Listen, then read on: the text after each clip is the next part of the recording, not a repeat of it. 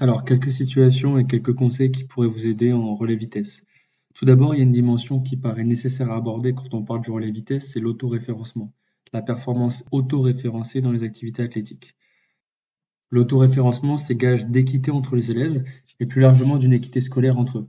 En fait, l'autoréférencement, ça permet de rompre avec une évaluation normative qui ne prendra en compte que la performance brute, que la vitesse des élèves dans l'activité et les qualités physiques qui seraient innées et en dehors de tout apprentissage, de tout ce que pourrait faire l'élève en EPS. Donc l'idée, c'est de, par l'autoréférencement, faire renouer les élèves avec les efforts à accomplir pour progresser, de véritablement prendre en compte les progrès des élèves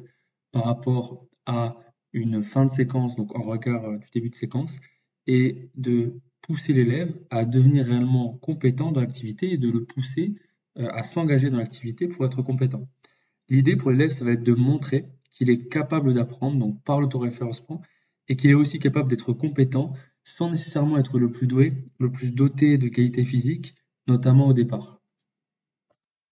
Donc, une première proposition qu'on peut faire, ça va être le relais inversé. Donc, le relais inversé qui est une proposition de Anula et Yobe, qu'on peut retrouver aussi dans les activités de natation. Donc, le relais inversé, c'est une course de 12 secondes où, pour calculer la distance à partir de laquelle les élèves vont partir, on va procéder à une évaluation au début de la séquence. Il s'agira, pour vraiment que cette évaluation elle soit fiable, d'évaluer les élèves sur une note chiffrée pour les pousser à s'engager réellement, où les élèves vont devoir réaliser donc une distance la plus loin possible sur 6 secondes de course. Ils doivent aller le plus loin possible sur 6 secondes de course arrêtée et 6 secondes lancée. On va ensuite additionner les deux distances qui auront été parcourues. Cette distance, donc sur 6 secondes arrêtées, sur 10 secondes, 6 secondes lancées, elle va être accumulée à partir et en regard d'un nombre de plots qui aura été franchi par l'élève. Donc il y a des plots qui sont placés tous les 1,66 m et qui permettent de rendre compte de la vitesse de moyenne des élèves par rapport au nombre de plots qui aura été franchi. Si par exemple, lors de la course sur 6 secondes arrêtées, l'élève franchit 22 plots, alors sur ces 6 secondes, il a une distance moyenne de 22 km/h, il a une vitesse moyenne de 22 km/h, et sur 6 secondes lancées, si l'élève franchit 24 plots, il a une vitesse moyenne de 24 km/h, ce qui donne, quand on ajoute les deux, une vitesse moyenne de 23 km/h. À partir de là et par mesure de sécurité, on va placer les élèves en binôme à partir de la vitesse de manière à ce qu'ils ne se percutent pas dans la phase de transmission, donc à partir de la distance parcourue. À partir de ça, les élèves vont avoir la même ligne d'arrivée, mais ne vont pas avoir la même distance à parcourir au regard de la distance qu'ils ont préalablement courue. Donc les élèves ont des départs différés dans l'espace, mais vont pour autant avoir la même ligne d'arrivée, donc le même but à atteindre au bout des 12 secondes de course. L'idée, ça va être théoriquement de faire en sorte que les élèves s'affrontent sur les mêmes chances de victoire et que sur la base de leurs efforts, les élèves sont en capacité de gagner. Et donc c'est à partir de cette situation que des conditions équitables d'affrontement sont créées.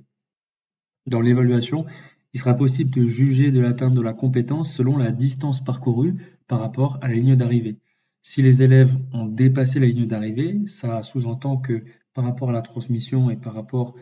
à la qualité de celle-ci, les élèves auront pu aller au-delà de la compétence attendue. On peut aussi positionner l'atteinte de la compétence par rapport à la distance vis-à-vis donc de cette ligne d'arrivée selon si les élèves sont plus ou moins en retard ou dessus. En termes d'autres situations qu'on peut établir et donner en quelque sorte pour le relais vitesse qui peut permettre d'orienter les propositions, ce sont des échauffements avec témoins qui sont parfois oubliés. On peut imaginer des gammes athlétiques où les élèves auraient à se transmettre le témoin à faible vitesse. On pourrait aussi imaginer des jeux de réaction qui visent à augmenter, améliorer le temps de réaction, même si ce n'est pas l'enjeu premier du relais vitesse, mais en tout cas, à partir d'un signal, démarrer le plus vite possible quand on a le statut de receveur. On peut imaginer par exemple le jeu du tape-main, où on a deux élèves qui vont partir dans la même direction, avec une ligne d'arrivée à 20 mètres quand les deux sont à 0 mètres. Ils ont les pieds orientés dans le sens de la course. On a un élève qui démarre fléchi, les deux démarrent fléchis, l'un qui a les mains en dessous, l'un qui a les mains au-dessus. Celui qui va taper les mains de l'autre, notamment celui qui est le plus proche de la ligne, va donner, donc à partir de ce signal-là corporel physique, le départ de la course avec l'élève qui est derrière lui qui sera censé le rattraper. Le relais vitesse, ça ne renvoie pas uniquement à des situations où on pratique avec témoin, on peut très bien travailler sans témoin. Je pense notamment à des situations en lycée où on va chercher à développer la vitesse pure des élèves ou des situations sur le cycle avant avec des plots, où là les élèves pourraient pratiquer avec témoin, on pourrait aussi imaginer leur laisser le témoin à la main pour qu'ils puissent pratiquer et courir avec. Mais cela peut aussi se traduire dans des situations plutôt progressives, notamment celle du chat et de la souris, où deux élèves qui habituellement coopèrent lors d'une transmission vont ici être en compétition. On a deux élèves qui sont dans deux couloirs séparés, donc un couloir 5, un couloir 6, et l'un des élèves qui est au couloir A doit rattraper celui qui est dans l'autre couloir, donc qui est situé à 20 mètres en amont, avec des marques en avant, donc des 20 mètres, à 5, 6, 7 mètres. La ligne d'arrivée étant fixée à 30 mètres, 35, 40 mètres, selon la nature de la situation.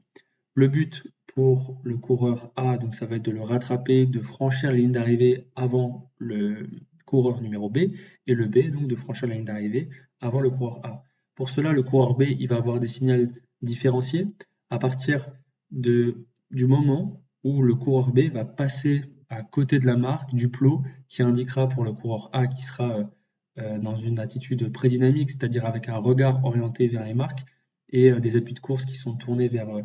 la ligne d'arrivée. Donc à partir de ce regard-là et à partir du moment où B va dépasser l'une des marques, 5, 6, 7 mètres, on va pouvoir passer dans chacune des marques et bien démarrer pour essayer de franchir la ligne d'arrivée.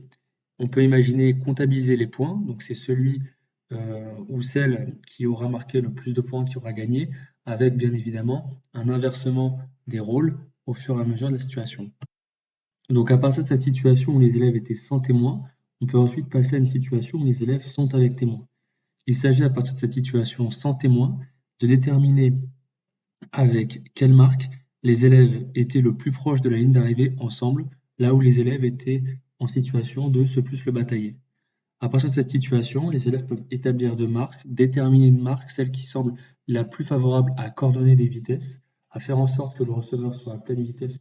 pour recevoir le témoin et que le donneur lui aussi puisse donner le témoin avec le plus de vitesse possible de manière à coordonner les vitesses qui est l'enjeu principal de l'activité.